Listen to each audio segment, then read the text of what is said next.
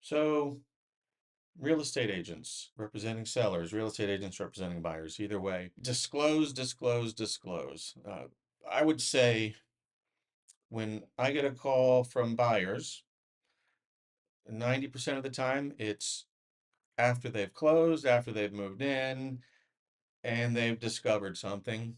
And anytime they discover something, the first place they go to is the seller failed to disclose. So, whether that's true or not, it's a different story. If they believe it's true, then it's going to be a problem nevertheless. So, my advice to sellers and listing agents is to over disclose.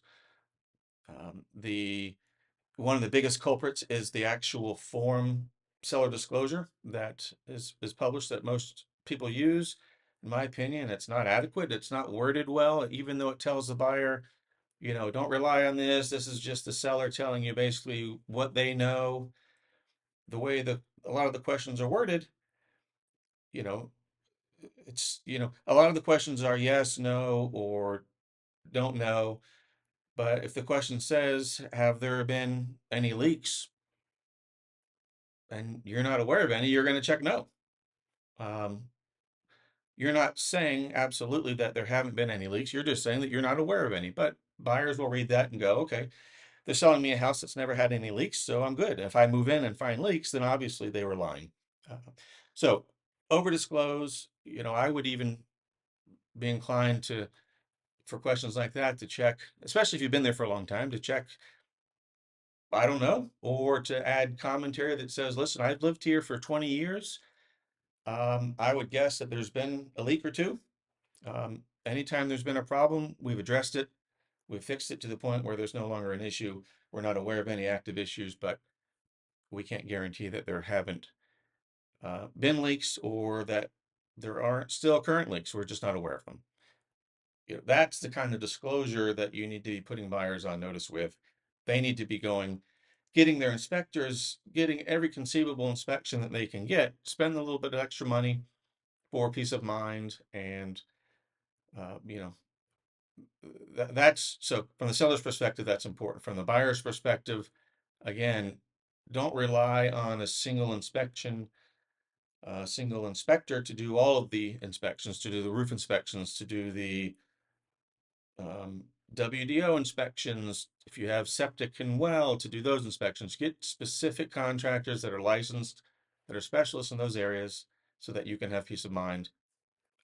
Remember, with most inspections and most inspectors, when you sign their agreements, you're agreeing that if they screw up and they miss something, their liability is limited to what you've paid them. Um, some of these folks carry insurance, some of them don't, but you need to go into it believing that your only recourse is to be thorough, to ask questions, and to look in places you wouldn't ordinarily look. So, anyway, that's just something to keep in mind. Over disclose buyers, over inspect, and just as a public service announcement for real estate agents, remember that your clients are going to, or your customers are going to react in a way that is consistent with how you react. So if you overreact to something, they're going to overreact, they're going to entrench themselves, and it's going to make resolving problems that much more difficult. If there's an issue, talk to an attorney, talk to your broker. Um, but most of these issues that buyers find post closing, they're going to be stuck with. Uh, it's difficult to prove that a seller was aware of something and failed to disclose it. You may get lucky to have a neighbor that can, you know, tell you, oh yeah, they remember talking to so and so seller a couple months ago about a leak in their roof, but they were just going to let it go. Or you may have a company that's come out previously that's inspected um, for the AC unit and said, yeah, there's problems, but anyway, those sorts of things you might get lucky, but for the most part, I don't think sellers are out there to deceive their buyers. I don't think real estate agents are out there to let their sellers deceive their buyers. Uh, just my personal opinion. But if you have questions, if you run into these situations and you need help figuring out what the next step is, as always, I'm available. Give me a call.